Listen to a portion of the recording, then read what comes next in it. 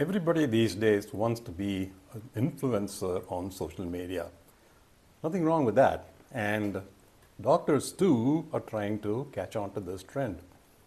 Question arises, should they be social media influencers? And I think the answer is yes, but it needs a little careful examining. And first and foremost, the reality that a doctor who embarks on this is attempting a new career as a journalist, and journalism carries its own sense of responsibility and ethics that are quite rigid and quite hard to keep up to. A lot of talk going on these days about this issue, about whether doctors should be influencers. But looking at the good side of things, there is a lot of things doctors can do.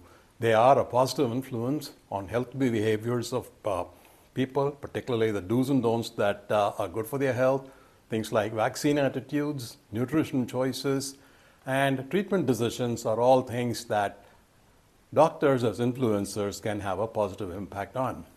But remember that this whole business depends on visibility.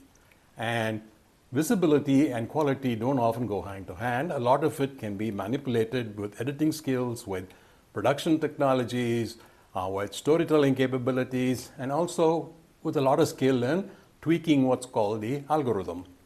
So what this then leads up into is the bad side of things, and that is the follower counts, which look impressively large, can actually be giving or delivering misperceptions with regards to the expertise of the individual. He may not really know much about what he's talking, the authority of the person, the knowledge base, the people who are claiming to be influencers. And lastly, many of them will not be able to handle the nuances that are there in many medical issues. Digging a little deeper, it can get very ugly, and behind the scenes you will find that a lot of these influencers are tainted by sponsorship money, by financial deals which they strike with organizations that are trying to push some products. Many of them really don't have the domain knowledge in what they're trying to say. They pretend to be experts without really having enough skills in the particular field. And a lot of this can be tweaked by algorithms to make it look like the entire deal is larger than it really is. Then should doctors be influencers? Then the answer is very definitely yes, for many reasons. And one is that healthcare professionals have been trusted experts.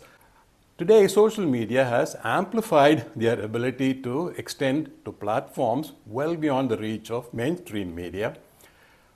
They can, because of their stature in society, shape public choices and public decisions with regards to health beliefs, choices, and behaviors.